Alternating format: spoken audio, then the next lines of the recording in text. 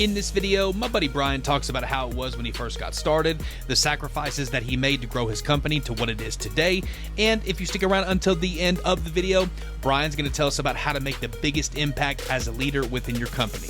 Here we go. So Brian, if you can, tell me how it was when you first got started. Well, man, I think everybody kind of starts the same, right? You got, for me, it was, me sitting at my home desk, a legal pad, a computer, a phone, and a dream, right? Just smiling and dialing and trying to figure out how you're going to bootstrap a company and make it. And, for me, I had a pretty successful career before going out on my own. And so how are you going to supplement that income? And so, many different ways, brother, to, just reduce expenses when you start to keep things, inexpensive while you're getting things moving. So we drove everywhere. Anything east of the Mississippi, we were in a car for. While I was starting, I was Ubering. So I was sitting at the Pittsburgh airport because those were the most profitable rides, right? I would sit there. I would be typing proposals, prospecting on the phone, doing all the things that you could to be productive on a laptop while I'm sitting there waiting for my next ride. And, people don't see a lot of that stuff, right? They see, once you make some progress 5 or 6 years into the game, they start to see the progress that you made. They think those things never happened for you. And, man, it couldn't be less true. Everybody starts off, doing whatever it takes is what we say around here. It's like, I slept in the truck on the side of I-95.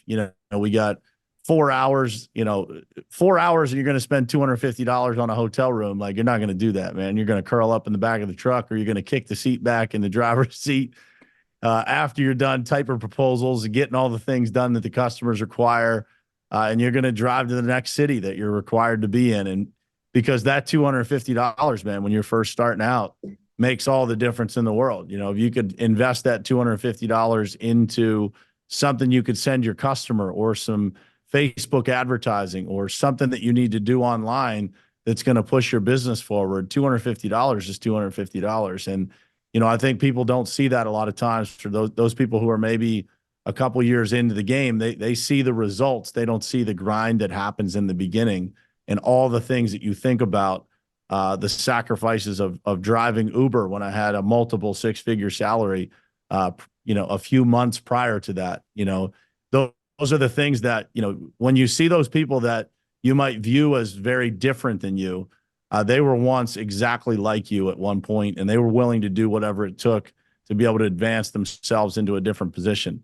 If I could ask you this, what were some of the biggest challenges that you faced? The biggest challenge that anybody faces, man, anybody that's starting out, and most of your audience is probably going through this, is nobody knows who you are, right? Nobody knows the name of your company.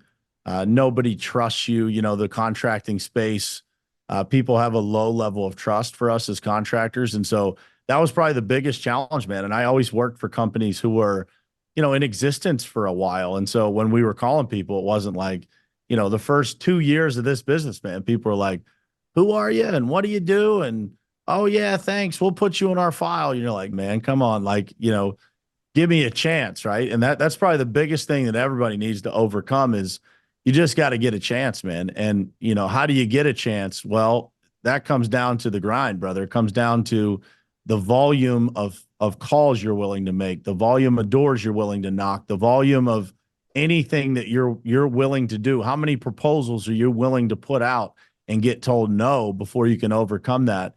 And now, man, I look back at those times as some of the best times of my life, man. That resistance that you face, or that doubt that people have in you. Sometimes that doubt is from your own family, not even the clients, right?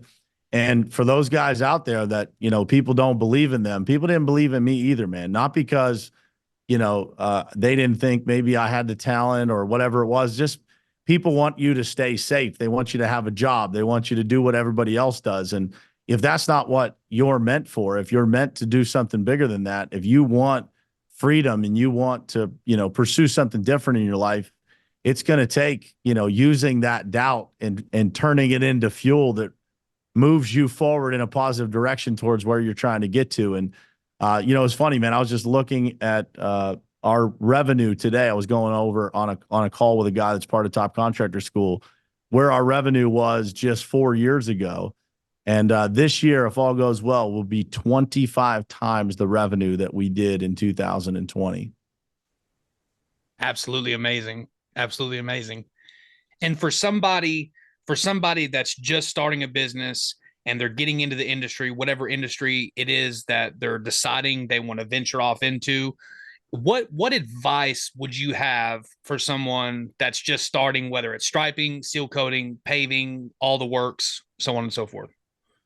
I would say believe in yourself, man. Don't look at yourself any different than those people who are, years down the road.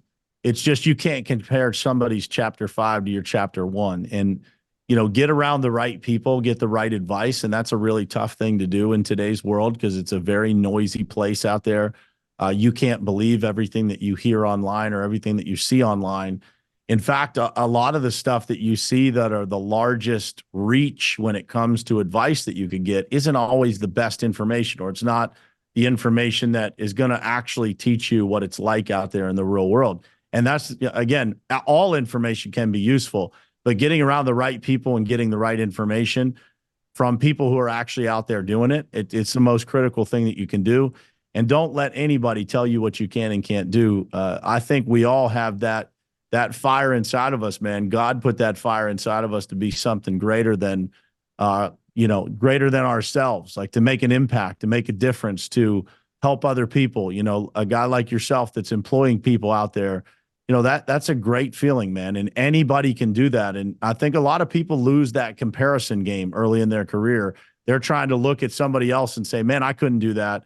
And, I think we all have greatness inside of us that we can do anything that we want to do. And that is the most important thing that you can do in the first 6, 12, 18 months of your business is like, don't give up, man. You got to be like a junkyard dog, do whatever it takes. If somebody tries to chain you up, man, chew through the chain and keep on going. And the next thing you know, you're going to be further along than you ever would have imagined. Let me ask you this. What's it like being, if I could say it this way, the leader, right? Because if something goes wrong, you experience a difficulty early on when you're just starting to staff people. I mean, we just had a problem today where a major piece of equipment breaks down and the people that depend upon me are looking at me, and I have to make this decision in a short amount of time to continue to push those jobs through that we got booked on the schedule. What's it like as a leader when you're faced with those decisions and your back is towards the wall and you have to make a decision that's not only going to benefit yourself, but the other people that depend upon you as well? It's scary, man. I mean, everybody experiences that hopeless feeling, that lonely feeling of being at the top. I remember our first year of business, I personally took on some jobs that I thought would be a huge win for our company. And they ended up being a total disaster. Hundreds of thousands of dollars that we thought we weren't going to get paid on. When frankly, we didn't have hundreds of thousands of dollars, not even close to that, to lose. And I thought we were going to go out of business from it, man. It was the most stressful time period of my life. Absolutely debilitating, worrying through those weeks that turned into months. I mean, it was just bad, man. And we ended up, from those projects, we ended up in a lawsuit that, went on for a long, long time that cost us a lot of time. It cost us a lot of money to defend the lawsuit. And so everybody goes through that, man. And what I will tell you, fast forward 6 years later, we're still here, man. And those things still happen. Like you don't get out of that. You get different problems, right? As you go from one level to the next level, you just get a different set of problems. And it's your ability as a leader to deal with problems that will dictate how your team rises and falls and how much people are loyal to you and how long they stick around. The problems don't go away, man. It's your ability to deal with them gets better.